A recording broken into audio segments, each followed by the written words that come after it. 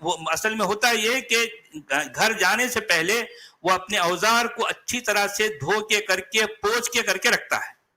دوسرے دن جو ہے وہ کیا کرنے لگا, اس اوزار کو سامنے رکھ کر اس طرح سے ایک ایسا نا کہ ڈانڈوت پرنام وغیرہ ایسا کچھ اس کا ایک خاص طریقے سے ایسے ہاتھ جوڑ کر اس کے سامنے ایسے.